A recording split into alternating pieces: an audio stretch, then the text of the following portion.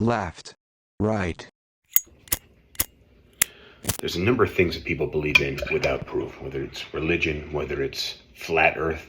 Literally, so people are incredibly gullible. Well, here is our list of things that there's a large amount of people that believe in, despite there being no proof whatsoever. If we missed anything, if there's anything that you can think of, drop it in the comments. I'm curious what you got. I'm also curious what you think of this episode. So let me know in the comments, because I certainly know those of you who don't like the episodes, let me know in real life. So I appreciate it either way, and I will see you on the other end. This is SipTalk. Grab a drink and enjoy. Of course, it's good.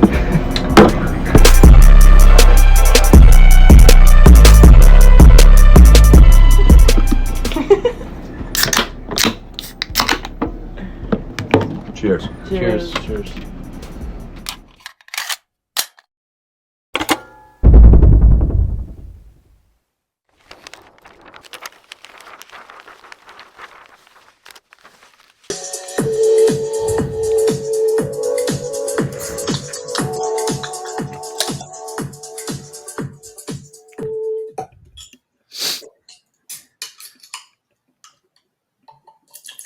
And to finish that sentiment, I'm glad we're having this conversation live. Welcome to Sip Talk, episode 231. My name is Justin DiGiulio out of my basement in New Jersey, joined by James, the Bosnator Boswell, philosopher, philanderer, philanthropist, philatelist, a man of many PHs, a high PH at the moment.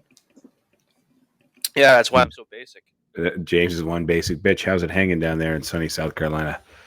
It's been good this week. I got a guest coming this weekend, so trying to clean up the house and You have a lot of cleaning up to do in your bachelor pad? no, but I feel like you're a man that doesn't make a big dent on things. I try not to. As I've gotten heavier, I make a bigger dent. But I don't see you like cooking breakfast and pulling out like several pots and pans and ingredients and just making a big mess. No. I mean, we lived together, but that was 15 years ago plus. So I don't remember exactly. Really changed. nor have mine. What are you drinking this fine evening? I got some Miller Lite, and if I run out, I just restocked the bar. Spent like $100-something to get the staple liquors back in supply. Vodka, gin, rum, tequila, bourbon. Your restock and my restock are we have a. Well, your bar is considerably larger than mine. I run out of space in my car when I restock the bar. Well, the thing is, your bar probably can easily take 3 to 5 times the number of bottles my bar can. Maybe, but I haven't seen your bar, so I'm curious to come down and see your bar. But I think there's a thing about keeping the staples, right? It's like at your house. Like you have to have like salt and pepper and some eggs, maybe some garlic powder, oregano. Like there's certain things that you just kind of have to have. If you're somebody who likes to drink in your bar, there are certain staples that you like. I always like to have some fresh lemons, limes, and oranges in the house, just because when you're making a drink, like sometimes it's that small garnish that really makes the difference. You know, I'm not at home. Well, and also like lemon, lime, and orange juice are 3 of the most common juices that you will have in drinks. Yeah, but I mean, but the thing, like, I'm not at home making my own bitters or like distilling my own alcohol, which I theoretically I could probably do if I had the time and desire to do so. Well, you got to be really careful if you're distilling your own home alcohol, though, because it's very easy to make methanol instead of ethanol. Well, look, we got this apple cider in the office, and we have a half gallon left in the refrigerator. I looked at it the other day in the refrigerator; it was bulging, and I said, "Oh, that's weird." It looks like it's really expanding. So I pulled it out. I realized it was like taut, like a hard balloon, and I said, "Oh shit, this shit's expanding." And then I saw there was a bunch of crud on the bottom, so I kind of gave it a little shake and then opened the top, and this is apple cider. Apple cider itself, not carbonated. By the way, this is how they discovered champagne, right? Champagne originally was bad wine, and then they started marketing it as champagne. And now there's obviously a science to it. But the apple cider started to ferment, and get carbonated itself. So it's slowly developing carbonation. I actually opened the apple cider, and it fizzed and kind of exploded all over the countertop in the office. Yeah, that's not something you want to drink. No, yeah, it wasn't that But bad. no, when it comes to like, there's a difference between doing home fermenting. There's all sorts of kits that you can get to make your own beer and stuff, and that's relatively low stakes. But when it comes to doing your own distillation, like the actual process isn't terribly difficult, but there's one really key step to it, which is when you do distillation, you're creating both ethanol and methanol. Now, methanol is poisonous. And so if you don't do the distillation right, then you'll have both ethanol and methanol in your like homemade moonshine. And I don't know the exact process because I've never done it, but But there's the steps that you methanol have to. can make you blind. Yes. That's the biggest issue. The biggest Yeah. issue is poisonous, and it will make you go blind. Well, I mean, yeah, that's part of the fact that it's poisonous to you, but or toxic. But there's steps that you have to go through in the distillation process to get the methanol out while leaving the ethanol in, and I think it's just heating it up above a certain point, but not like between a certain temperature where the methanol will come out before the ethanol does. But it's something where if you're just distilling, like just getting the liquid out and like calling it a day is a really bad idea. We'll have to look into that. However, I believe you, given that you've given me no proof. I have faith that you are correct. And it sounds, given you give me very little evidence, if none, it sounds compelling that this could be something I believe in. All right, so you're teasing the topic, I but am we've got a teasing. little bit more bullshitting to do first. Oh shit, man! I really thought that was a decent segue into our. All right, hit the reset button. Okay, so Yeah. you've got a problem with bees, and I've got a problem with pool league that I want to talk about. Mine will be short. All right, last episode we bullshitted for like a half hour before we get into the topic. Just I will give you the topic tonight if you're listening to us. The topic is blind faith, things we believe in, yet we do not have proof that they exist. Like James telling me about the methanol, which I'm generally familiar with. I don't have hands-on knowledge of it, but I've heard of this. So, you want me to start? You want to start with pool league, or you want me to start with the bees? Real quick, I'll go through like the pool league. So basically, in pool league, we have a home bar that we play greater than 50% of our matches at. And the reason is in the league, there are a couple other teams that also have my bar as the home bar. So if we're playing an away match against another team that is also using the same home bar, then it's away match at home. At home, yeah. And they changed ownership recently. And without going into detail about it, I won't play there anymore. That's not good. It's a choice I'm making. Like, it's not like I've been prevented from playing there. I'm choosing not to play there. So we had league last night, and league is 5 matches, and there were 5 of us that showed up. And my captain already knew that I wasn't going to play, so that meant that somebody on the team had to play twice. And so my team captain said, "I'll play twice," and it's between him and me as to who the best player on the team is. All right, get a wrap. And he lost both of his matches. And our team lost bad last night. And after the night was mad with you. Yeah, he was mad at me. He's like you're costing the team, like, because you're not playing. And I was like, get mad at the bar because of the policies that they have as to why I won't play. Don't get mad at me. So the new ownership of the bar has set new policies that I don't agree with, so I won't play there. Okay, so will you share these policies? Basically, what I'm asking is, are you being reasonable or unreasonable? But well, I mean, that's a matter for debate. But I would probably even say that I'm being slightly unreasonable. But I also don't want to. So the policies are: they cloth their tables in tan cloth, which is not a common color for pool tables. Okay. And they require people to use either beige or tan chalk during their matches or whenever they're playing on the tables. And I don't have any of that chalk, but they provide it. But the chalk that they provide is crap. It's like 35 to 40 cents for a piece. The chalk that I use is like $25 for a piece. And so I don't like having to be forced to use what I view as Could a you buy? vastly inferior product. Do they make the other chalk at the The higher other quality? color? No. If they did, then it wouldn't really be an issue. But Could the you? companies that I buy from don't make tan or beige chalk.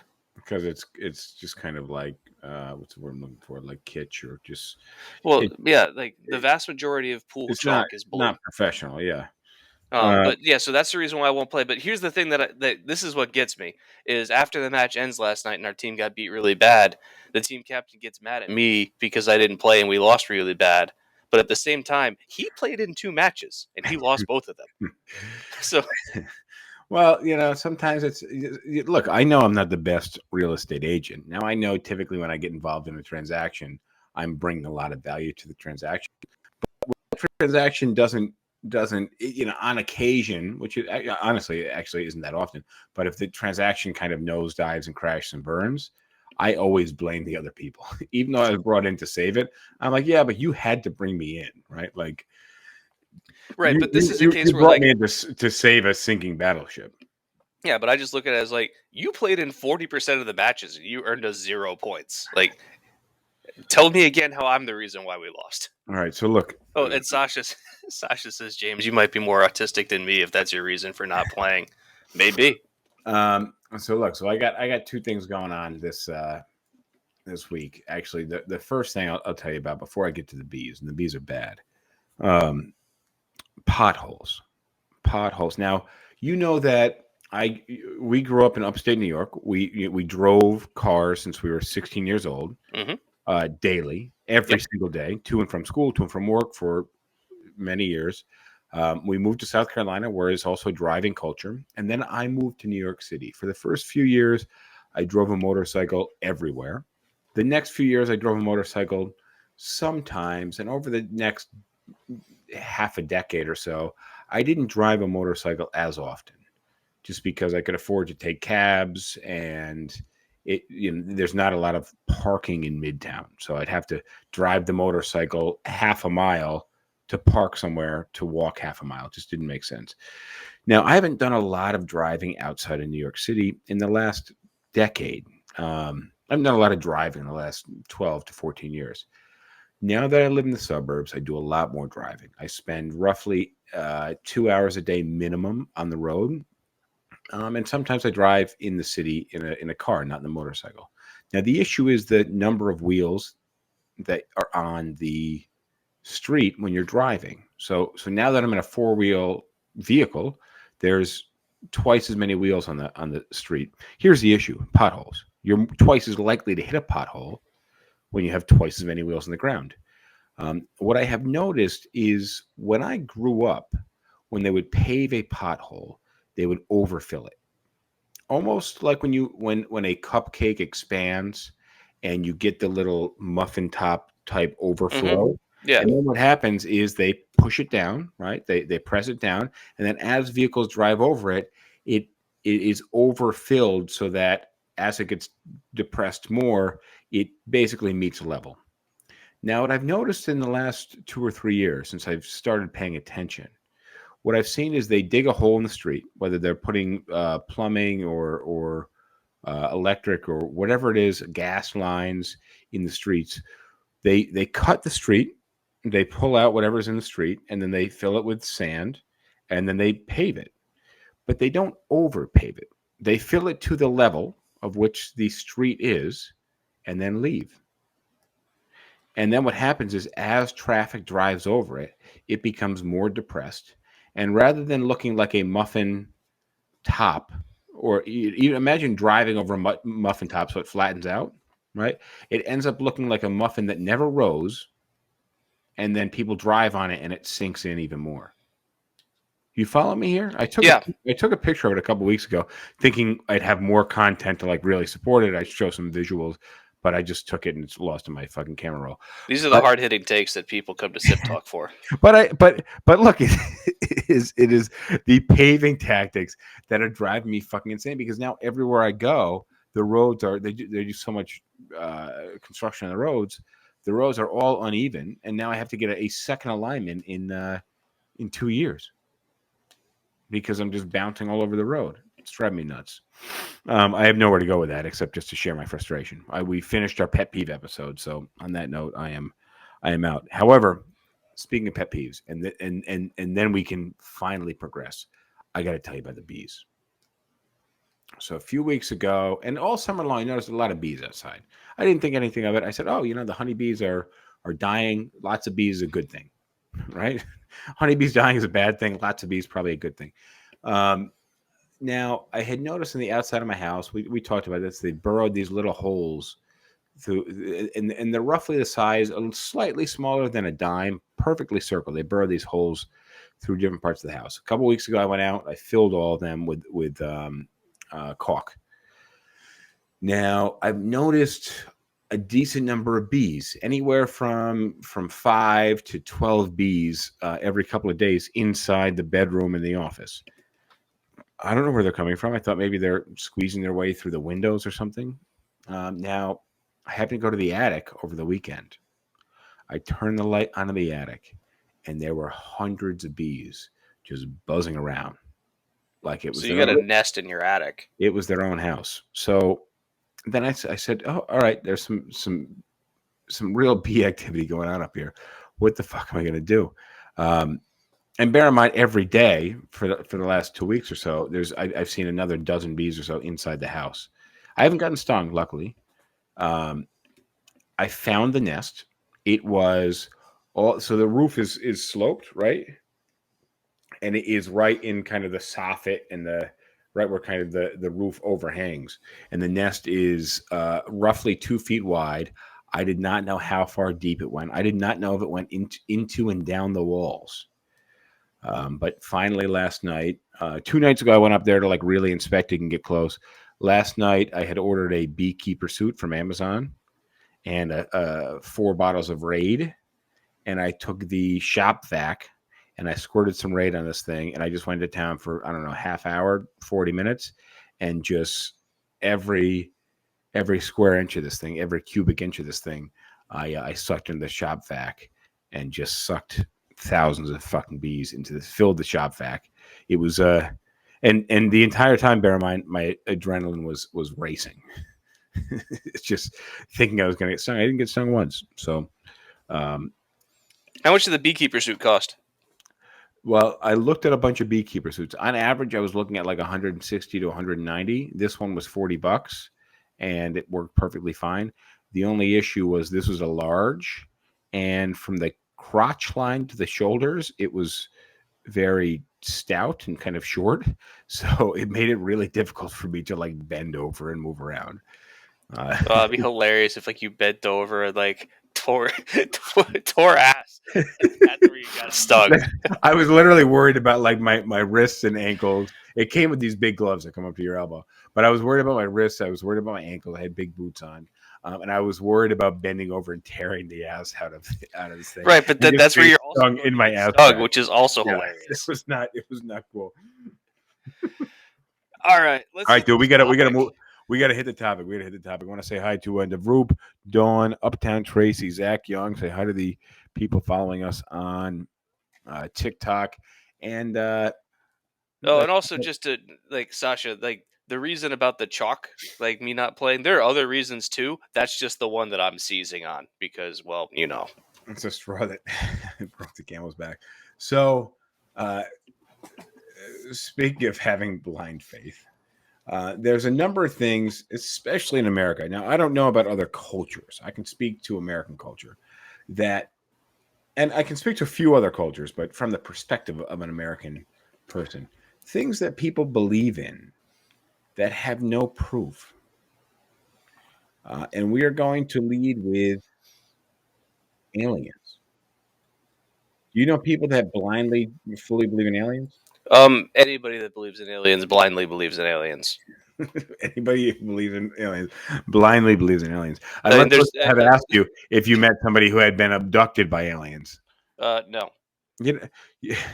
So I will tell you, I don't know anybody who's been abducted by aliens. But when I watch those TV shows on Discovery Channel or History Channel or Discovery ID or whatever those channels are where they're kind of recounting the cases, the people that have been abducted by aliens are unlike any people that I know.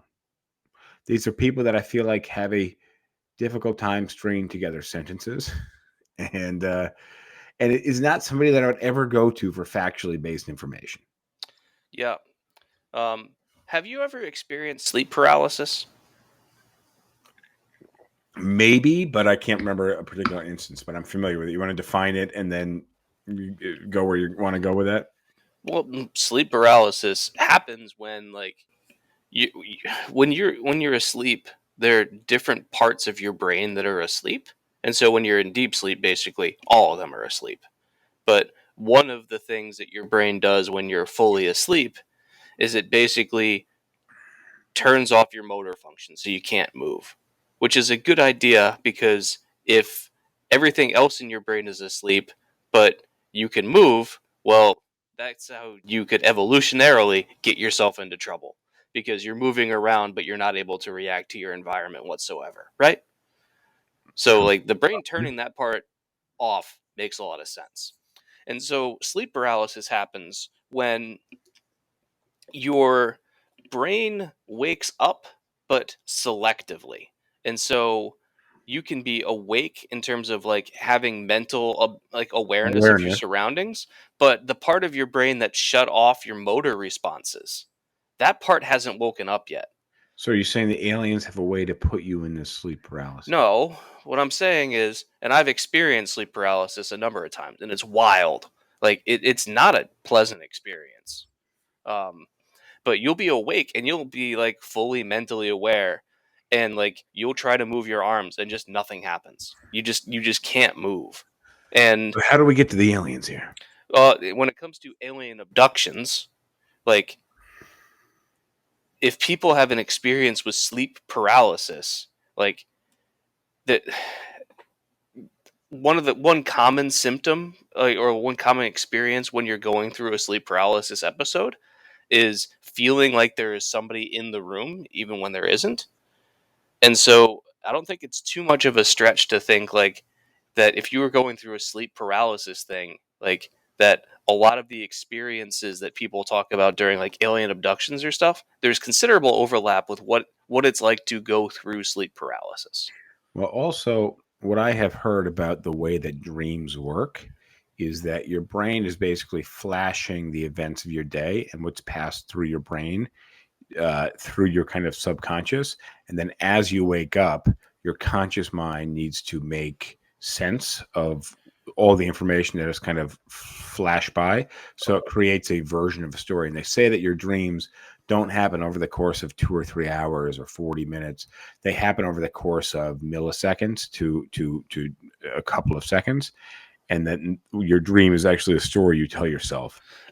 I've heard something like sort of similar, which is that like when people like in sleep studies, scientists have studied people that are dreaming, and what they found is that like, and the reason why like dreams feel weird and unexpected sometimes is like you've got one part of your brain that's creating whatever the dream is and the events of the dream, and then you've got a different part of the brain that's reacting to it. So it's basically like you have two narrators in your brain, or like two like entities. Like you've Yeah. got the entity that's writing the story, and then you've got the other part of the brain that's reacting to this story and experiencing it, which is why dreams feel so weird, is because like one part of the brain doesn't really know what the other part is doing. Back to the aliens. So the thing is, and Neil deGrasse, I literally was listening to a podcast. It was what's the HBO guy? He used to be super liberal. Now he's less. Bill Maher. It was Bill Maher and Neil deGrasse Tyson having a conversation on Bill Maher's podcast. And I've heard Neil deGrasse Tyson say this before, but he said in the advent, so alien abductions and alien encounters have gone down since the smartphone has existed. And even if they were to have alien abductions and encounters were to have stayed at the same rate, the fact that everybody has a recording device on them means that we should have a greater number of recordings. Just because everybody's got a recording device in their pocket. Yeah, I mean, which brings us also to ghosts. However, well, ghosts might work a little differently. Maybe whatever, light spectrum. We'll get there in a second. But had somebody been abducted by an alien, why are you not laying on the operating table or in the alien room and you don't grab an alien ashtray or an alien cell phone or something and stick it in your pocket behind the alien's back and take it back down to Earth? How come nobody has ever managed to do that? However, other people have claimed they've escaped spaceships. The issue with aliens. And Also, like, look, hang on. I want to hold get on, I just want to pile on one more with the alien abductions. Is like, how come the aliens are abducting the people that they are? Like, wouldn't you think they'd pick better specimens? like a very rural person with 7 teeth from rural Yeah, Kentucky. instead of like, I don't know, a university professor or a politician or a Um, military general. so, but look, I'm not against the existence of aliens. I think but here's the issue about blind faith, right? Some Well, people are like, oh, they're definitely, yeah, obviously there's aliens. I don't think obviously there's aliens. I think there's a very likely chance that there are aliens just based on the number of uh, solar systems and planets and galaxies. I think there's a very high probability. And I also think there's a possibility aliens may have visited Earth. However, uh, if you have a civilization that has the technological ability to travel interstellarly, uh, you think they're just going to like come down and like we're going to be able to see them that easily? Like it's yeah, well, it just seems silly to me that they're not gonna be using a gasoline powered or rocket fuel powered rocket to land on Earth. well. So I mean, we're coming back to the whole blind faith thing. So, what like we have no knowledge whatsoever of aliens because nobody's ever actually experienced one. We have no physical actual evidence. No, the only thing that we have is, I mean, statistics, which is there are however many trillion planets estimated to be in the universe, right? And so we just look and say, if it happened here, like, even if it's an extremely low percentage that life can develop on a planet, there are just so many planets out there that it's pretty likely that it happened somewhere. But to say that that happened close enough to Earth that they could ever reach us, and do it within a time frame that we're alive, to me, like, to Oh, say yeah. aliens have visited Earth, to The me, is a amount of wild assertion. yeah, I mean the ability to travel Interstellar or intergalactically or intergalactic interstellarly, yeah, well, distances. intergalactically is even that much further of a the technology involved. Just having that technology to do so, the amount of time that it would take Right. we're talking. So It would be lifetimes upon lifetimes to go. if someone tells me I think aliens exist, and then they say because of all the numbers of stars, etc., I'm like, okay, that Okay, seems reasonable. sure, If yeah. they say I think aliens have visited this planet, I'm going to say you're out of your mind. Well, that's If is. you sincerely believe that. All right, let's hit the next line here. Ghosts. So, for the same reason. Now, have you ever had a encounter that you thought was a little third dimension, fourth dimension? Nope. I I had an odd encounter when you and I went on vacation, and I woke up and there was a lamp that I had pulled the plug on the evening before. I pulled the plug on the evening before because I didn't feel like getting up out of bed. So to turn the light off, I just pulled the outlet, and I woke up in the morning. It was like 5 o'clock in the morning. It was dark. Couldn't see my way. Got up, went to the bathroom, felt my way, kind of feeling along the bed and the wall. Went to the bathroom, turned on the light, and I came back out of the bathroom. A light was on. Now I got so freaked out because I only was in the bathroom 35 seconds to take a piss. I felt my way to the bathroom. I got so freaked out, I didn't come back. I left the room. And when I went back to the room, once the sun had come up a couple hours later, the light was still unplugged. It wasn't on anymore, but it was still unplugged.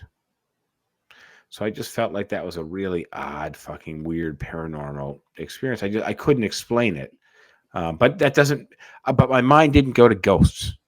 My mind didn't go to ghosts. My mind went to what the fuck is going on here? This is some weird shit. I'm getting out of here. It didn't. It Well, didn't. and It didn't. You know, the idea of Casper or an ancient Indian who'd been buried under the property, turning the light on my behalf, probably a friendly ghost in that instance.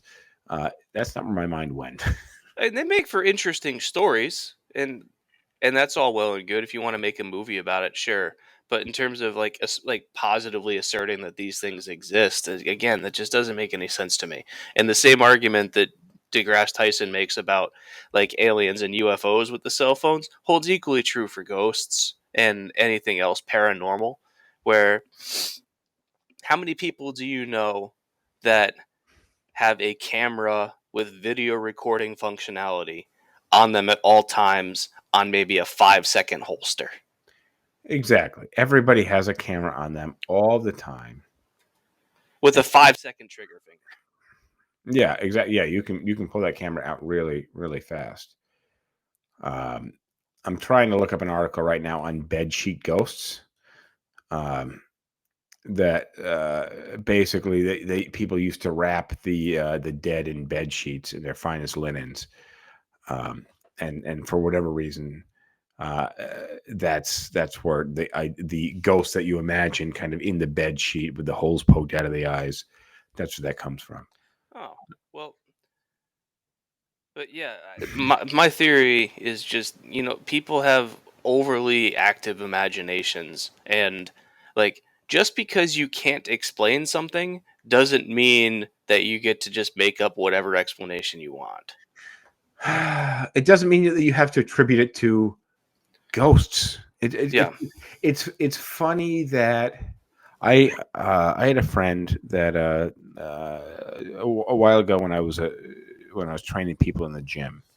I had a woman that I used to train, and she invited me to some family parties. I ended up becoming close to their family, and her brother passed away, and the sister-in-law, the brother's widow, used to come to the family functions, and she told me that early in the morning, on her bedside, she had an alarm clock, and if you're old enough to have had cell phones for the last 12 to 15 years, you'll understand what I'm talking about.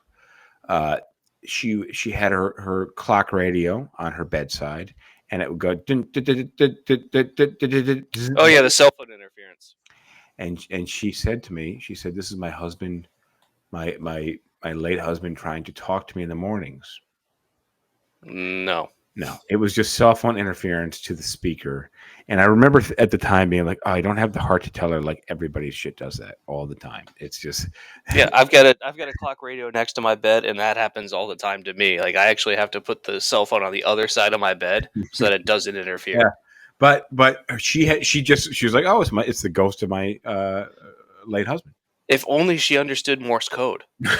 If you obviously speak Morse code, it's funny that like something happens and people attribute it to, and this is, I don't know if you see my notes here. This is literally the like, to me, the epitome of drawing conclusion is that we have millennia of people dancing to make it rain. Well, yeah, it's like this is like attribution fallacy, the incorrect attribution. a correlation versus causation. That's the reverse of attribution. People doing something assuming that because finally it rains that they were the cause of the rain, rather than extrapolating the data on a long enough scale and saying, obviously we have no impact. This is totally random, the rain situation. Next up, psychic powers. What do you know, my friend, about psychic powers? You remember when I worked for the psychic in South Carolina? Yeah, I vaguely remember that. I mean, the fact that any psychic is in business for themselves instead of just winning the lottery repeatedly. So the way that psychic powers work, I was thinking. I watched a horror movie, A Haunting in Venice, over the weekend, and there was a psychic there, and she did a really compelling job in the movie. Well, I mean, it's a movie; you can do whatever you want. Sorry, spoiler alert! But she did a really compelling job that it made her appear throughout the movie that she had some powers. And then as we got into the movie, there's a detective involved, and he really kind of uncovered some of these things that you couldn't have explained earlier on in the movie. and there's a bunch of shit that you couldn't explain come the end of the movie. However, at the kicker of the movie, and again, spoiler alert if you haven't seen it, just pause this or skip ahead as of right now. There's a whole bunch of shit you couldn't explain, and apparently she had drugged the entire party. So these people that were hearing voices and trying to make sense of shit they couldn't make sense of, they were all hallucinating. Which Well, that's handy. Which also on aliens, drugs, psychic powers, religious intervention, God speaking to people. There are things that you could have an apple cider, okay, or some other thing that you let sit out too long, and then you take a swig of it and you fucking hallucinate. That's what happens in nature. Mushrooms, for example, people eat and collect and consume mushrooms. A lot of them don't have psychic powers, but But the mushrooms have psychoactive powers. yeah.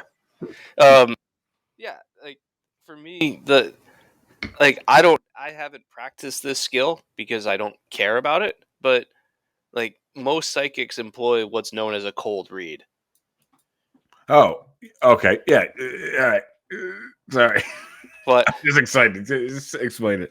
oh yeah, you explain it because I mean it's basically just like having it's a leading conversation. So a cold read is when you know nothing about the other person, but you basically feel them out, and you suggest things to them, and basically it's like reading a fortune cookie. That's not a good example. No. It's That's not having a a good conversation with somebody and asking leading and open-ended questions, and then taking as much information as you can about them and making educated but overbroad guesses so that the other person fills in the information for you. Well, yeah, I mean that's that. Oh, thank you. You did a better job explaining it to me. Fortune cookie was a dead end, and it was the wrong direction. But that's what it is. And like, but that no, the I've beauty, never really practiced. the skill in being a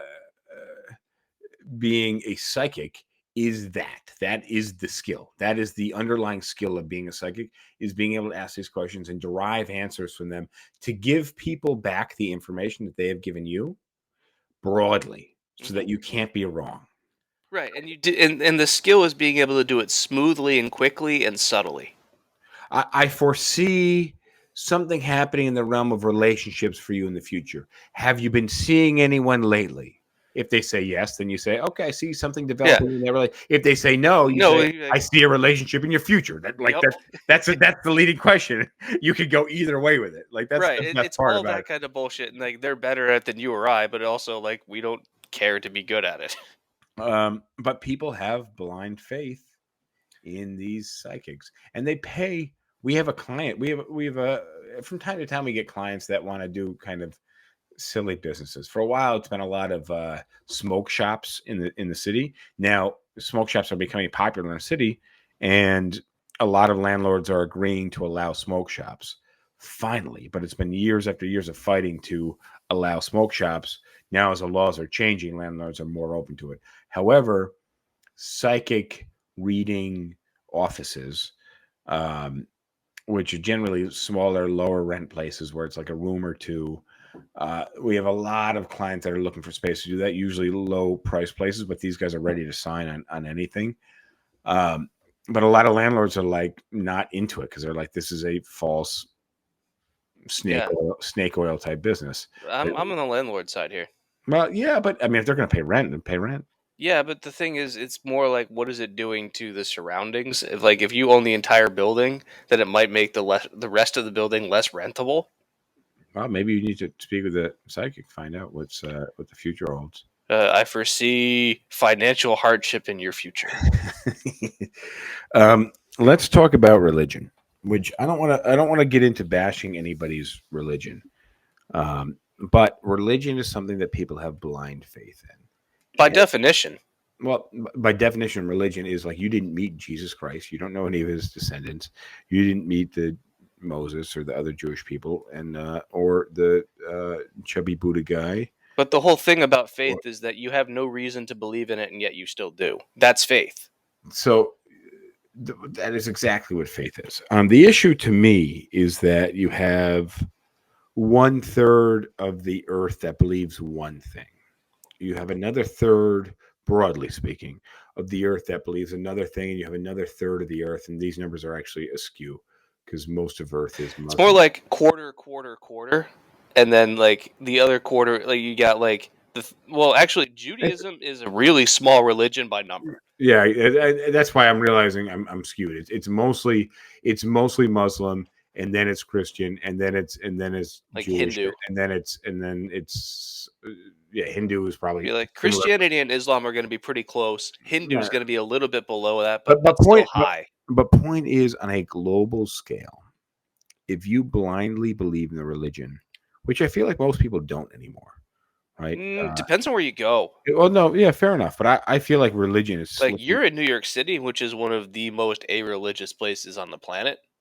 So your views on this are just going to be skewed by the environment that you're in. But here's the thing: you can grow up as I did in a Catholic church. You can grow up reading the Bible. I, you know, my background when it comes to Catholicism. Mm-hmm. I went to church every Sunday. I was baptized, went through confirmation, first communion, the whole 9 yards. I went to Sunday school. I went to church school during the week. I had family come over, and we would read the Bible in an evening or two out of the week. I taught religious education. I worked in the church. I taught church school during the summertime, and I also worked at the church. Now, I believed everything that was being told to me. However, as you enter the greater world outside of the Catholic Church and your community, you meet people who say, "Oh, none of that makes any sense. I believe this actually, and I don't believe anything that that you have learned because you don't have any proof of that." Um, Are you and familiar with what's called Hitchens razor? Hitchens, I know Occam's razor. So this is all right. So you know the name Chris Hitchens, Christopher Hitchens. Oh, is he? He's He's a guy in dead. the Marvel movies. No, I'm just kidding. Go ahead. like famous author that wrote a lot of like not quite philosophy pieces, but pieces against religion. Okay. But he came up with what's now known as Hitchens razor. That which can be asserted without evidence can be dismissed without evidence. But that's the issue. Is the evidence base? Is the evidence base to it? And uh, I think if you want to boil it down to, but Jesus performed miracles, then let's bring David Blaine into the equation, okay? And David Copperfield, and maybe some other Davids like Harry Houdini. You bring these guys into the equation, and there were certainly some things that they could have done to stump the masses, right? And then claim that they were gifted by God. Now, did these guys claim they were gifted by God? No, they did not. And look, Yeah, and that's like modern magic. You've got all these people that are supremely talented with sleight of hand and illusions and stuff, but like anytime they claim any kind of like supernatural abilities or whatever, that's part of the show. They don't actually believe that. Like the actual show is like the work that they do to be able to create these illusions but for you. I mean, for me, just to blindly believe in a religion, blindly, yet the person across the street from me or next door to me believes none of that, and then believes in a whole construct of their own. Okay, so if I'm Christian, I believe in everything Christian blindly. And then my next door neighbor, and this happens just like you said in New York City, my next door neighbor happens to be Muslim or Jewish, and it's an entire construct of religion that is totally counter to everything that I know, and they blindly believe that. The second that I realize that, I look at both of us, and I hate to say this, but I look at both of us as fools. Well, and that's why I have the stance of any assertion that is made that cannot be empirically proven is a nonsensical statement. Now, I don't have anything being I don't have anything against being religious and believing in some type of higher power. I think the whole fact that our universe is what it is, our solar system, galaxy, uh, I think the fact that everything is as it is, and we did remember the podcast we did on simulation theory. No. You don't remember that podcast we did on simulation theory? I don't. Well, it was 100 episodes ago. So Well, that's probably why. That's I, at I, least I, 2 years ago. I don't blame you, but either way, we did a whole podcast on simulation theory, and the thing is, I don't have anything against believing there is some higher power, or there is something that like we don't know about that is like one dimension above us, potentially multiple dimensions above that as well. I don't have anything against that, but to declare that you know what it is decisively, to me, just seems silly, and that's how I feel about religion. Do you Well, want to move down our list here?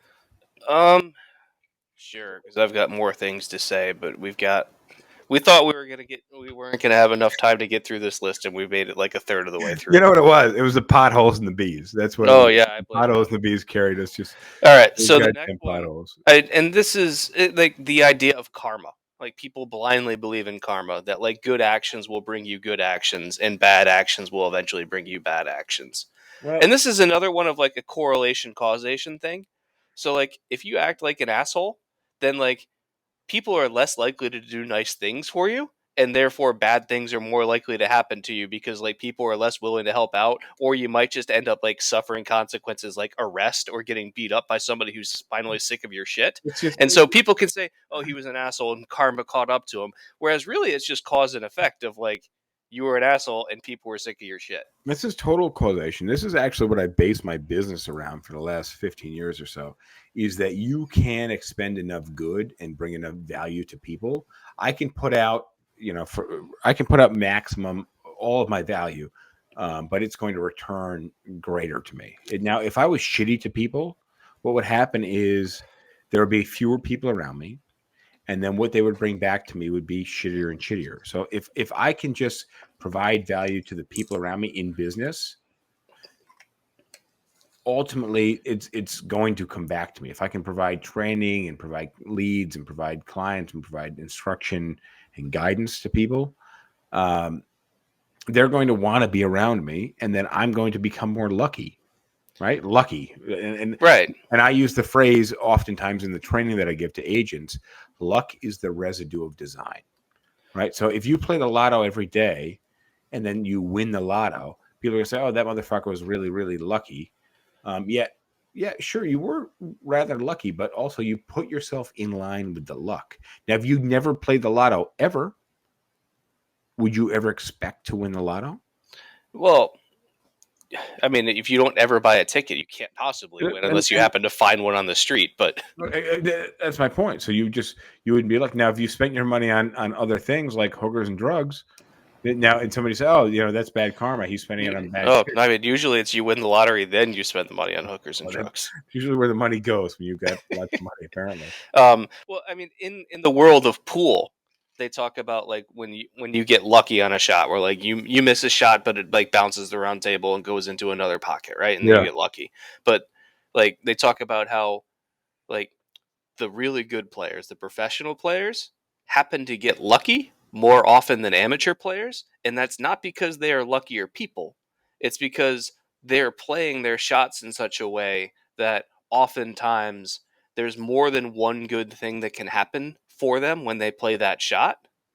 And so if they miss their main objective, like sometimes their backup objective happens. But they have that backup objective in mind. They have a secondary, like what could happen if this shot didn't go perfectly. They have that in mind. Right. And so it's because they're skilled and they know what's going to happen, they're putting themselves in position for more than one thing to go right for them.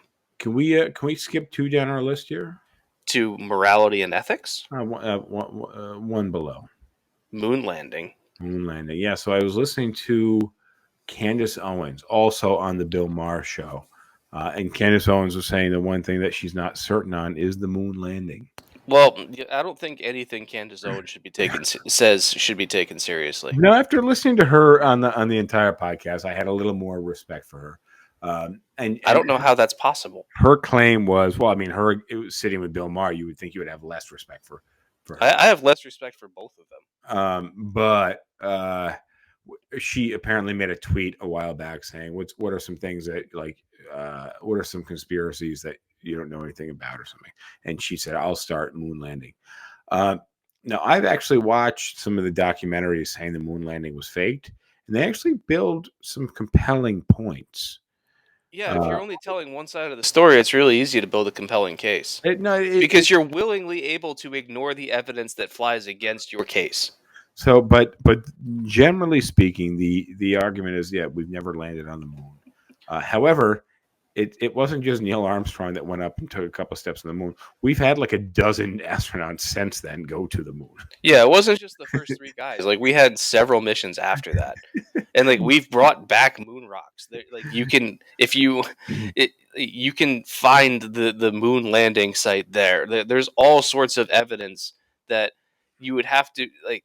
The thing that most conspiracy theories get wrong is when they're coming up with this idea about this massive secret of whatever they're talking about, right?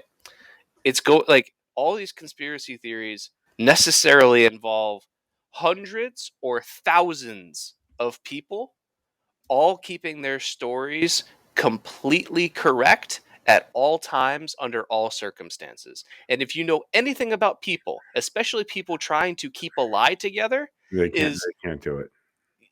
I would say the maximum number of people that can keep a lie together accurately lies somewhere between 0 and 1. I thought you were going to say 2 to 3. No, because but no, the issue is that it's just you have so many people that would have had to have been in on it, and nobody has cracked on it. It's just a conspiracy theorist saying, "Oh, the footprints or the lighting." Right, and the thing you would need to have literally thousands of people all keeping their stories perfectly straight for now like 50 something years. All right, next up is flat Earth. A lot of people believe the Earth is flat. Yeah, those people are just fucking morons. Like we don't need to discuss this one because the thing is, there's a difference between believing something without evidence and believing something against all evidence. Well, that's where it falls short is the actual evidence. Like when you say you can find tons of videos on the internet of flat earthers trying to run experiments to prove that the earth is flat, and every experiment comes back exactly in line with a curved earth, and they're just like, huh, I don't know what we do about this one. well, I mean, like, yeah, well, maybe it's because you're wrong. Is when you're having a conversation with someone who supports flat earth or moon landing or religion, basically the way that you disarm them is you ask them questions that they're the construct of their understanding of whatever they're like, it just doesn't add up. So if you were dealing with a flat earther, you might say, well, how would you say that satellites work then? Right? Or how would you say that tides work? Or how would you say that if you're watching Monday Night Football and it's 6:00 here in New York and it's a game in LA and it's late October after time change and it's dark in New York at 6, how is it still sunny in LA? So you ask the question. My view is that their world understanding just doesn't account for it. I just say don't even engage with these people at all because, like, for someone to be believing in flat Earth and then arguing with other people about flat Earth, my view is that they are 100% doing this in bad faith. And anytime you're dealing with somebody that's making an argument in bad faith, the biggest mistake you can make is engage with them. Well, exactly. You will never you will never win an argument with a stupid person. Well, yeah. It's like one of my favorite quotes. Like, every once in a while, you might be able to win an argument with a highly intelligent person, but you will never win an argument with an idiot. How about birds are government? Have you heard of this? You know yeah, that was somebody who created it as a joke. Yeah, and it just took off because he created it purely to lampoon conspiracy theories, and then people just seized on it. But I don't want to make this a conspiracy theory podcast. We're off topic here. Yeah, we are off topic a little bit. Yeah. Just for it's called the Birds Aren't Real movement. So hashtag birds aren't real. Yeah. by a 20-year-old college student in 2016 or something. Oh, this will make some people mad. In terms of believing something with no evidence whatsoever that it's correct, no evidence whatsoever to support it. Astrology, complete horseshit. Well, the funny thing though with it, it's all perspective. No, it's not. No. Here's where I'm going with this. We look up and we see what's that fella with the belt? Hercules, Orion. Orion's got Orion's belt. The Big Dipper, the Little Dipper. I thought we were talking about Hulk Hogan. No, we The big belt. they do with the belt. So we look up at these and we say this is this person, this is the Taurus, this is the Libra, this is the Scorpio. But you have to understand that it is all perspective. If you were looking at these constellations from another planet or another solar system, you would not have the same. They wouldn't look the same. No, It's just. I mean, you might have to go like hundreds or thousands or millions of light years. I'll give you an example. If you are on a boat on a lake, okay, and you look out onto the lake, and there's 6 other boats, and it looks like they are in a triangle, and then you move your boat right a quarter mile away, and you look back at the same boats, and you've moved laterally against them, and now they look like they're in a line. They no longer look like a triangle. Does that mean that the original triangle meant something? If you're an astrologer, yes. If you're an astrologist, I guess so. I think astrology is cool. Honestly, I think it's cool. Like that the people have dug this much into it. But again, this goes back to the psychic powers, right? Yeah, astrology is just like cold reads with planets. So based off the formation of the stars, the time you were born. I wish I had an echo function. I go cold reads in space. You are a strong person, a person who really sticks to their guns, but really believes in connection. And you're looking for connection, but you're not too hung up on connection. You understand that connection is something that is very special. So you look for connection when it's only a good connection. It's just cold reads based on any astrology. What is it like forecast or whatever could apply. Like if you mix and match them, like and I've had some friends that like are into astrology that didn't know when I was born, and I said, "Guess my sign." And exactly, yeah, there you go. All right, so there's 12 of them. So you would think that if they're guessing by chance, they should average at about 6, right? And most of them average I think the average was like 8 or 9 guesses for them to get it right. That's not good. Like they were doing worse than chance. So where do you want to go from here? Because we got 2 minutes left. We'll go. We need something quick. So superstitions. Okay. Superstition for me is like religion, man.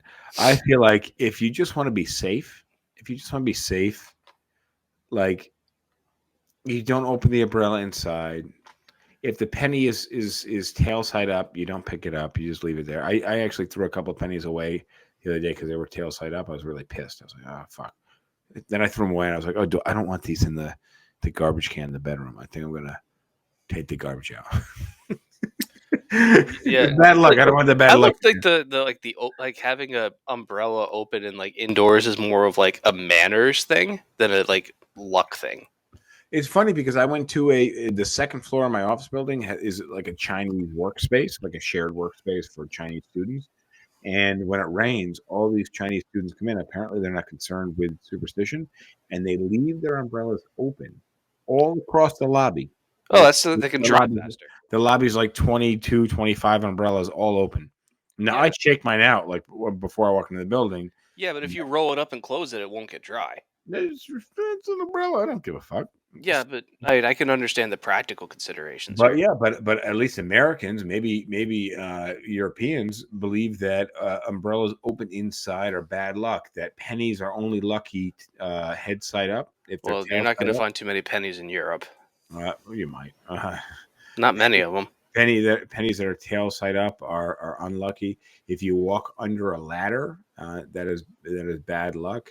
Oh, do you know about Korean fan death? Vaguely, yeah. Go ahead.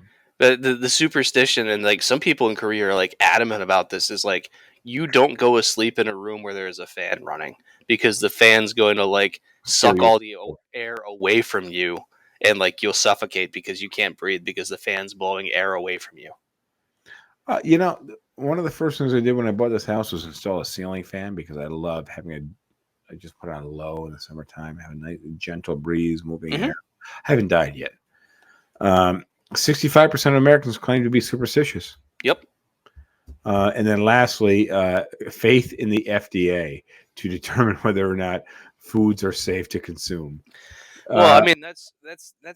I mean, I would say that there is evidence that you can associate with that belief, because you can look at what food and drug safety was like before the FDA, and that was when you could buy like children's cough medicine that had cocaine and heroin in it. So that is the end of this episode. That's all I got. So I want to thank you guys for joining. If you're watching now, don't forget to subscribe on YouTube and every audio podcast platform. We'll see you guys next week. All right, that concludes this episode of SipTalk. Let me know what you thought. Did we miss anything? Are there things that people believe without proof that I don't know about? Well, throw it in the comments if we did. Otherwise, I will see you next time. Thank you for joining. I like PBR. I just got priced out of it.